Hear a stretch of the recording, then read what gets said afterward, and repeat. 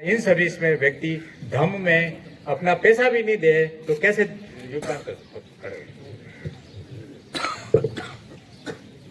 सभी को नमो बुद्धाय जय भीम। आवाज नहीं आई है। नमो बुद्धाय जय भीम। नमो बुद्धाय जय भीम। विषय चल रहा पे बैक टू सोसाइटी। मैं इन सर्विस था तभी से ये काम कर रहा हूँ कि जितनी मेरी जो क्षमता है उस क्षमता से मैं समाज के बीच में जुड़ा रहूं और अपने परिवार को भी साथ जोड़ा रखूं। पे बैक टू सोसाइटी का मतलब ये नहीं कि केवल पैसा देगो तभी होगा। आप अपने वाणी से है कि किसी को कितना संबल दे सकते हो, आप अपने कामों से किसी को कितना संबल दे सकते हो। और आज बाबा साहब की वजह से और इस धम की वजह से हमारे में आर्थिक खुशहाली आई है, तो हमें आर्थिक रूप से हम किस तरीके से मदद कर सकते हैं।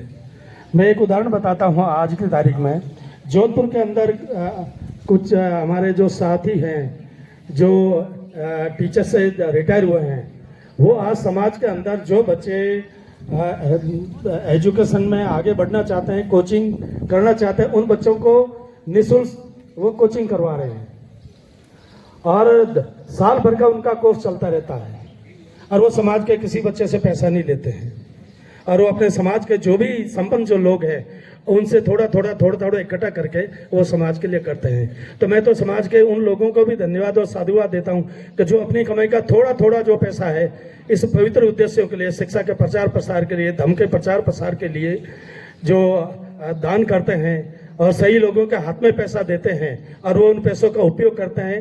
तो ऐसे लोगों को देख हमें खुशी होती है कि हमारे पैसों का जो है उपयोग हुआ है, तो उसे पे बैक टू सोसाइटी करने वालों को उत्साहवर्धन मिलता है। तो हमारा भी है पे बैक। आप तो समय भी देते हैं, पैसा भी देते हैं, अपने ज्ञान वगैरह सब देते हैं, तो इस तरह का उदाहरण बहुत कम मिलता है। और जैसा आपने कहा कि सरदारों के यहाँ देखो लंगर 12 महीने चलता रहता है, वो सोचते नहीं है, लोग पैसा देते रहते। हम लोगों की जो नौकरियों में है उनको एक भोजन का आयोजन करना चाहिए कि लोग भी वो मजदूर लोग आवे, वो गरीब लोग आवे जिनकी नौकरियां नहीं, और आज हमारी तरफ से जालना के लोगों को भोजन करावे, उनको मिले, इस तरह का। तो मैं आपके परिवार के अंदर मैं आपकी बिटिया से पूछना चाहता हूँ, दीक्षा इनकी बिटिया है, नाम ही दीक्षा। देखो ये क्या कहना चाहती हूँ, बड़ों से क्या उम्मीद करना चाहिए बेटा, बड़ों से क्या उम्मीद करना चाहती है? आपने अपने परिवार में पापा को देखा, आपकी मम्मी रात दिन लगी रहती है हर लोगों की सेवा में, भिक्षुओं की या उपासक उपासिकाओं की, आपने जैसे देखा, आप दूसरे परिवार से क्या उम्मीद करती है?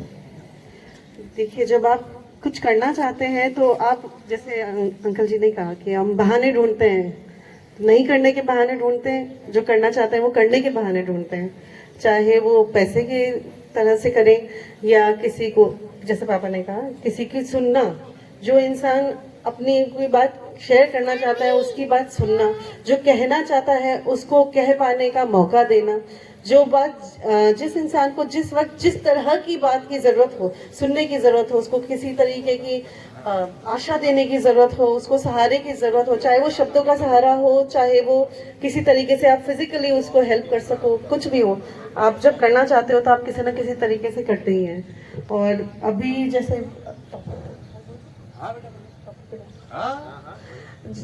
मैं वैसे थोड़ा लेट हो गई आने में, मैं आप सबसे कुछ बात शेयर करना चाहती थी। भगवान बुद्ध ने जब भी जो उनकी हम ज्ञान की बात करते हैं तो उन्होंने सबसे पहले ये कहा था कि आप कोई भी मैं आपको जो भी मैंने सीखा है, जो भी मेरी शिक्षा जो भी मैंने ज्ञान अर्जन किया है, मैं आपको बता रहा हूँ, लेकिन जरूरी नहीं है कि आप इसको मानो। दुनिया में उन्होंने सारी चीजें थी, उन्होंने सब पे सवाल खड़े किए और खुद ही अंदर से उन्होंने जब तपस्या करी तो वक्त के साथ उनको वो ज्ञान अर्जित हुआ। तो हमें सब बहुत बेसिक सी चीज़ है कि हमारे आसपास इतनी सारी चीज़ें हैं, सालों से सदियों से चली आ रही हैं। कई लोगों की विश्वास है, अंधविश्वास बोलते हैं कई लोग उनको, लेकिन लोगों के लिए विश्वास तो है, उस अंधविश्वास में भी विश्वास है, अंधाविश्वास ही सही। लेकिन क्यों है ये, क्यों, क्या, कैसे, दो अक्षरों के शब्द हैं, लेकिन इनमें बहुत ताकत है। जब हम इन सभी जो स्टैब्लिश्ड लोगों के बीच में सोच है, जो उनकी समझ है, अगर